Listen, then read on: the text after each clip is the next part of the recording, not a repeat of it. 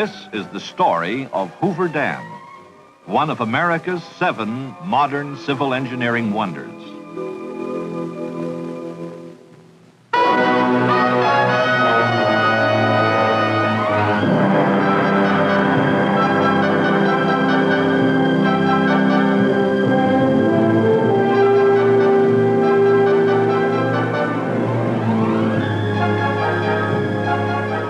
Build a dam in the wilderness, and the world will beat a path to it. For many centuries, this was a lonely canyon, unseen and untouched by man, scorched by a desert sun, scolded by an angry river slashing its way to the mother sea. Now it lies peaceful and silent, except for the gentle hum of a hydroelectric power plant, the bubbling up of water as it leaves mighty turbines, the cheerful sounds of America and the world on the move to see this pioneer multipurpose reclamation project man built in Black Canyon.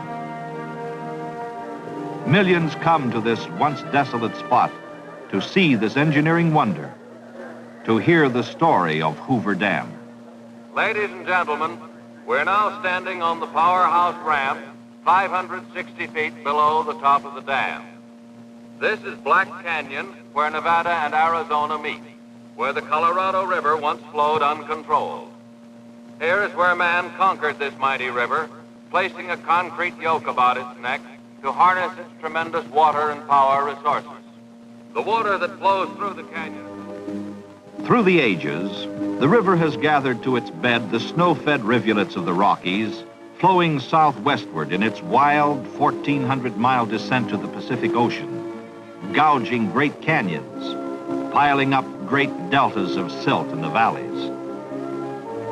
Early settlers were at the mercy of this untamed giant. Melted snow from the mountains each spring swelled the Colorado River into a raging torrent, flooding fertile valleys along its banks, destroying farmlands, homes, and cities. In 1905, the Colorado cut through its banks below the Mexican border and for 2 years poured unchecked into the Salton Sink, forming an inland sea. After each spring's flood, when the river had spent its fury, it dried to a trickle. Crops withered and died. Man and his livestock thirsted. All living things suffered. Settlers along the river were discouraged and aroused. Some gave up and went elsewhere. Others stayed to fight. The river had to be regulated, controlled in a year-round flow if they were to succeed. No more floods, no more droughts. Arthur Powell Davis, first reclamation director and chief engineer, understood their problem. For years, he had traveled up and down the river, surveying, studying. Build a high dam in a deep canyon upstream to control the river, he reasoned. In 1918, Davis reported his findings and proposals to Congress. Congress responded in 1928, passed the Boulder Canyon Project Act, authorizing construction of Hoover Dam to control and regulate the Colorado River, and the All-American Canal System to deliver water to farmlands on the lower river. In 1930, President Herbert Hoover, for whom the dam is named, signed the appropriation bill to begin construction. Under a contract awarded in March 1931 to 6 companies incorporated, a combine of 6 major construction firms, men and machines went to work to build this dam of unprecedented size, this modern civil engineering wonder. Reclamation engineers rushed to completion specifications and design drawings. Crews at the dam site completed their surveys and investigations. The thunder of man's determination to conquer the Colorado reverberated between the sheer cliffs of Black Canyon as construction got underway. The first major task was to divert the river around the dam site.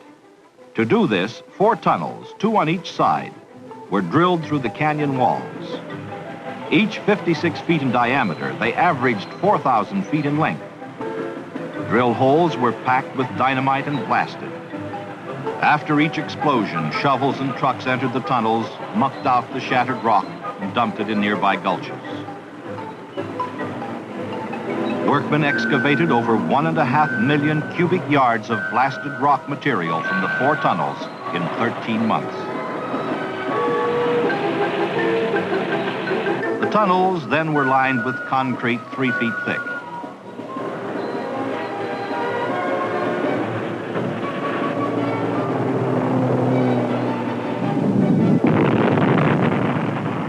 Explosions rocked the canyon almost daily for 2 years before actual placing of concrete in the dam began.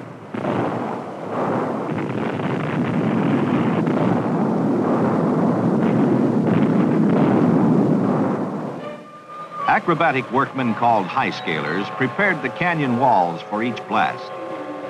Suspended on ropes, they drilled holes in the rock and loaded them with dynamite.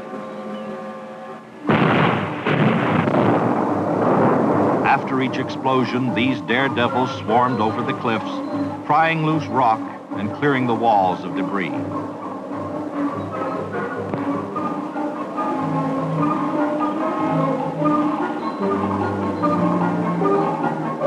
In November 1932, the Colorado River was diverted. Under control for the first time in its history, the river flowed around and past the site. Men and trucks dumped an earth and rock embankment across the canyon below the tunnel openings, forcing the river from its age-old bed through the huge diversion tubes. A second earth and rock dam was thrown across the river above the tunnel outlets downstream, keeping water from backing into the foundation area. Isolated and protected from the river by the 2 coffer dams, the site was pumped dry. Men and machines dug 135 feet below the old river level to reach bedrock for the dam's foundation, excavating over 2 million cubic yards of rock, earth, and sand. As cleanup of the dam site exposed the ancient bed of the Colorado River, geologists read the history of what happened ages ago. Workmen cleaned and prepared bedrock surfaces to receive the first concrete, assuring utmost stability for Hoover Dam's foundation. 12 miles upstream, drag lines excavated sand and gravel for the dam's concrete from an old stream bed deposit on the Arizona side. A train hauled this raw material to an aggregate plant across the river, a few miles above the dam site. Here, the sand and gravel passed through various processes of screening, grading, and washing until it emerged as unexcelled aggregate. Then it was stockpiled according to sizes to await its trip to the dam site. This processed aggregate moved as called for in a steady flow over the railroad to 2 mixing plants, one in the canyon bottom and the other on the Nevada rim. There, sand and gravel were blended with cement into a uniform mix, meeting rigid specifications for the 4.5 million cubic yards of concrete to be placed in the dam structures.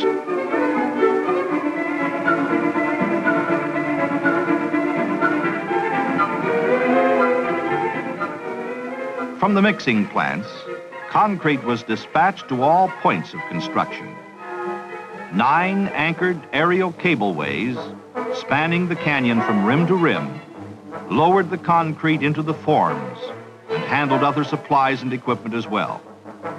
As the first bucket of concrete settled into its foundation on June 6, 1933, Hoover Dam began its rise from the depths of Black Canyon. As cableways dumped load after load of concrete into the forms, the dam soon reached its full 660-foot thickness at its base. Poured in 5-foot layers of concrete, the structure's keyed or interlocking columns climbed skyward as crews set new records daily. Bucketful after bucketful ran the continuous cycle, mixing plant to canyon rim, out into midair over the gorge, and down into the forms, dumping its load of 16 tons.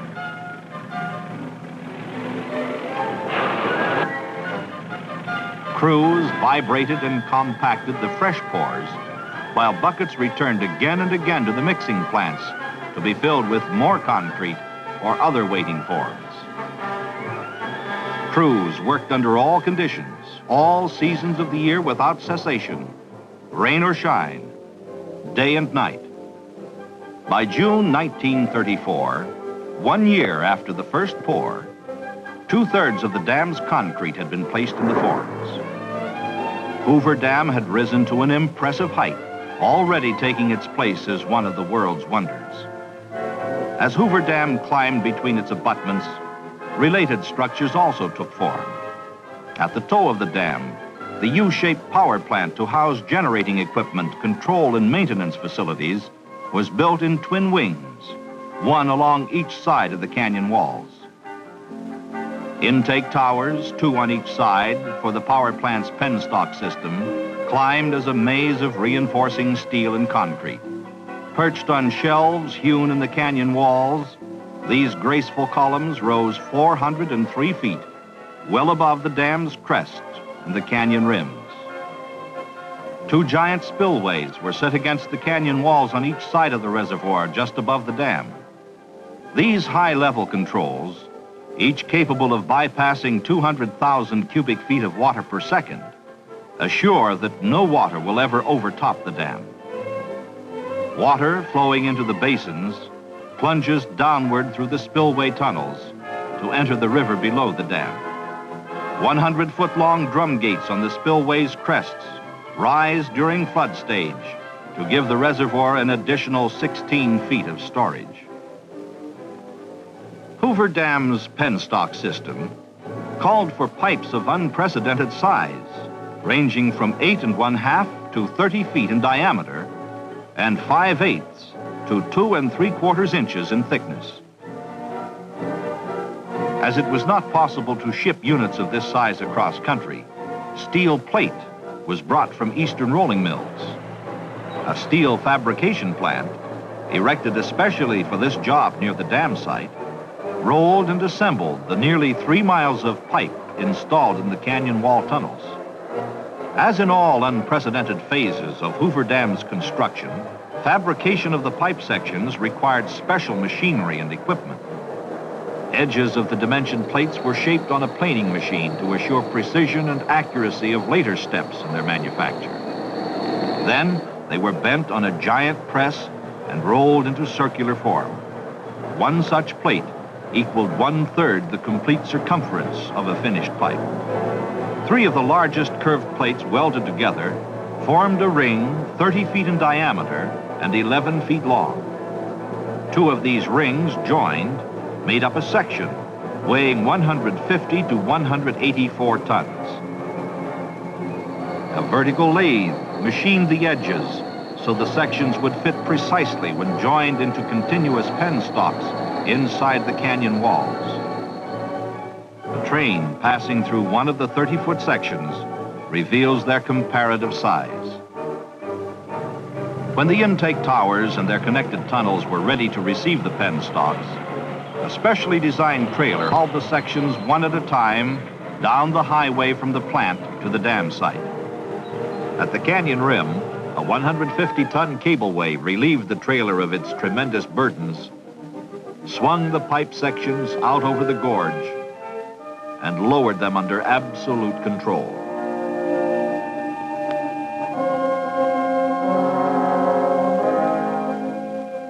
Trailers waiting at portals of the access tunnels carried them to their permanent connections inside the main tunnels.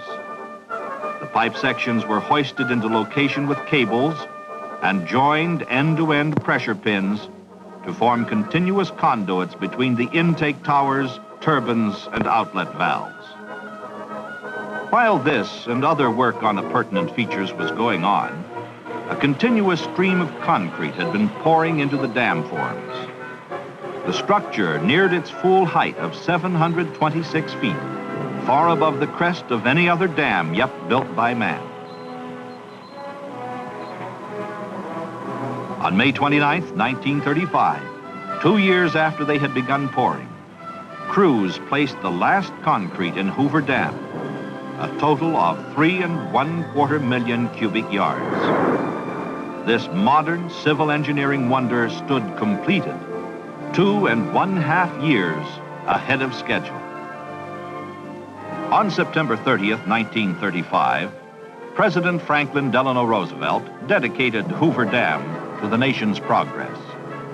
He praised its designers and builders. The dam stood like a sentinel, white and beautiful in the desert sunlight, guarding the river and its downstream wealth. Floodwaters lapped helplessly against its arched back as the reservoir filled. This man-made inland sea spread into the valleys and canyons among the colorful hills and mountains.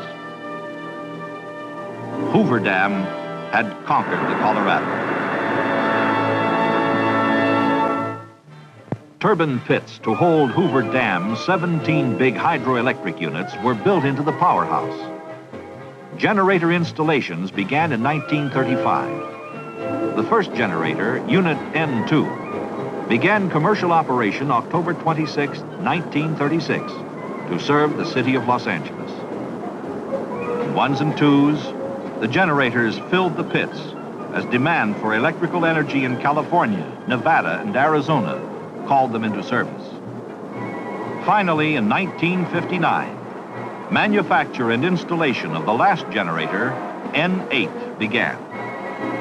For 25 years, the N8 pit had lain dormant and silent, except for the hum of other Hoover generators. Now, as more generating capacity was needed, contracts were awarded for the generator's manufacture and installation. Plants throughout the nation fabricated N8's many parts. The design of N8 followed that of other Hoover generating units. It is a 95,000 kilowatt, 60-cycle, 16,500-volt generator driven by a 115,000 horsepower turbine. Falling water from the reservoir, which spins and powers the turbine wheel, is controlled by a huge butterfly valve, which permits the water to flow to the turbine from the feeder penstock. Weighing 2,000 tons, N8 parts were shipped to Hoover Dam on 60 rail cars. Arriving at the canyon rim overlooking the dam, the parts were lifted by cableway out over the canyon and down to the powerhouse. Parts descending into the gorge on strands of cable were familiar and almost daily sights, reminiscent of previous installations. And the main cableway operator was the same one who had helped install and operate the cableway during the dam's construction in the early 1930s. Others likewise had worked on the project throughout its construction.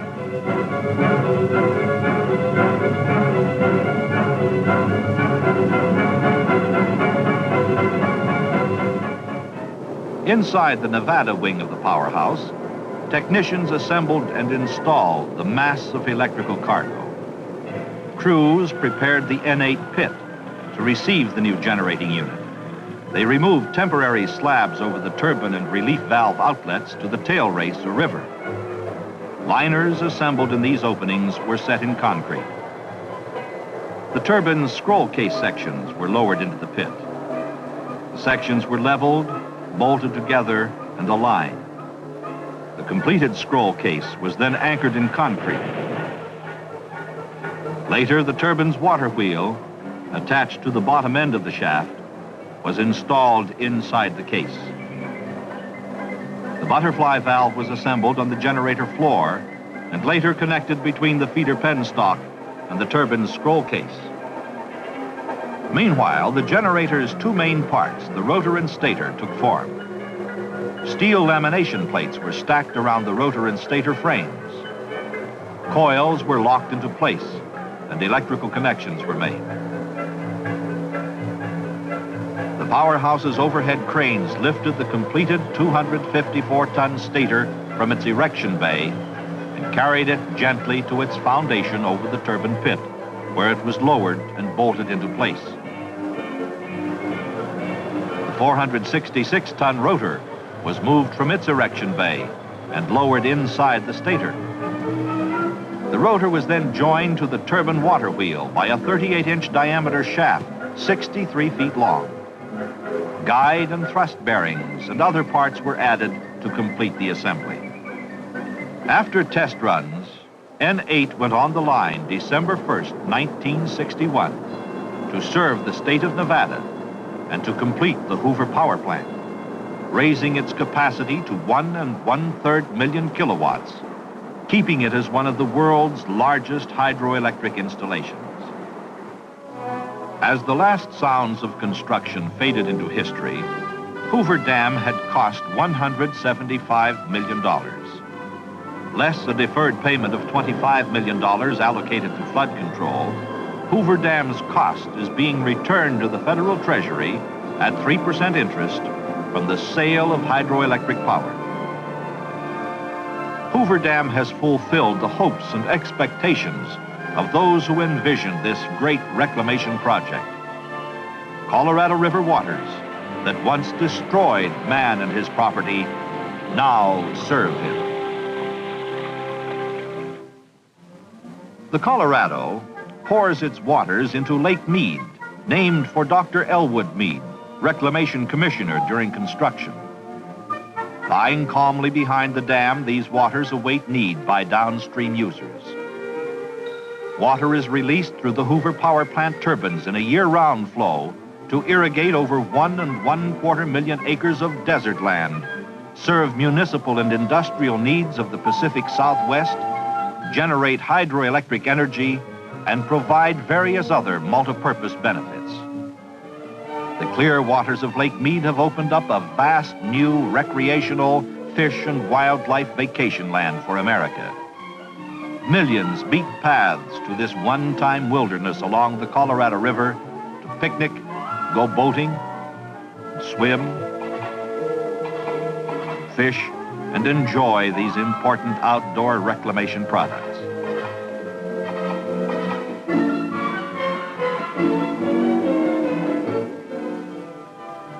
Hoover Dam and its power plant work around the clock to serve water and power needs of the Pacific Southwest. Water from Lake Mead, passing into the intake towers, falls over 500 feet through the penstocks to spin the giant turbine wheels and then discharge to the river. This action is repeated at downstream reclamation dams. Transformers step up Hoover Dam voltage as it comes from the generators. Lines carry this power up over the powerhouse roof to the switchyard. From there, it is transmitted over lines across the desert. The river flows southward, and along the way, man diverts from the controlled stream to sustain his prosperous way of life. 67 miles downstream, Davis Dam re-regulates the Colorado's flow, releasing water through its power plant turbines to irrigators in this country and Mexico. Davis Dam generators interconnect with those at Hoover Dam upstream and those at Parker Dam downstream. This energy goes out over transmission lines of the Parker-Davis project to farms, homes, and factories.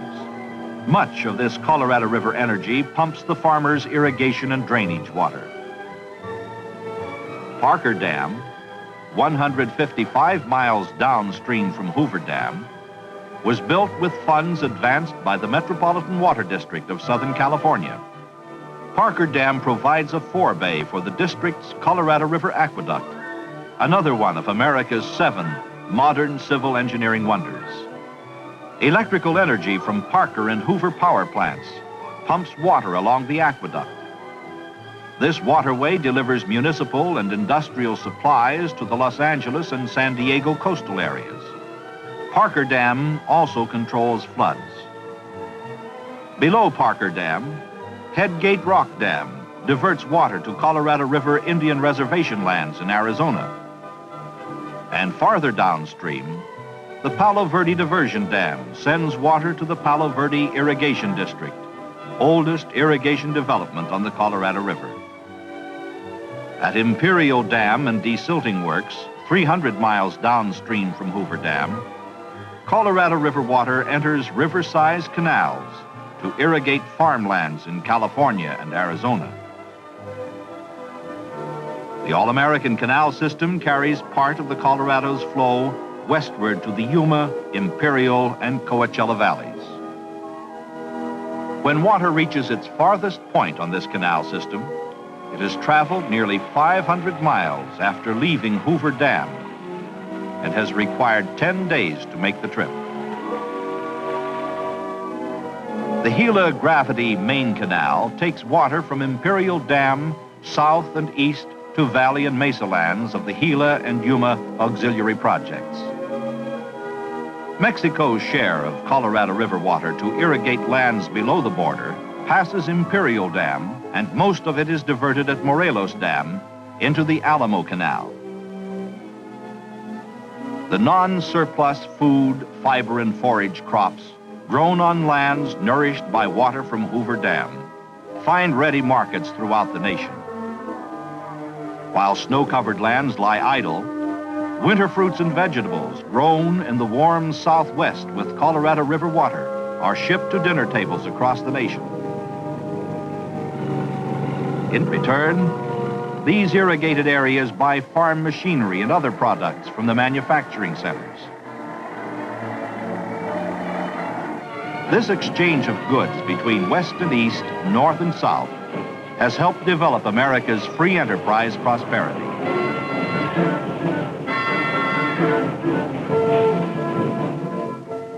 Hoover Dam has pointed the way to the fullest utilization of the Colorado River's resources. Man is adding other mighty reclamation projects to the stairway of dams on the Colorado River. In northern Arizona, Glen Canyon Dam has joined Hoover Dam in conquering and regulating the Colorado. Potential sites in other canyons on the Colorado River await the day when they, too, will cradle mighty multi-purpose dams. These developments will write new chapters in the story of Hoover Dam, truly a modern civil engineering wonder.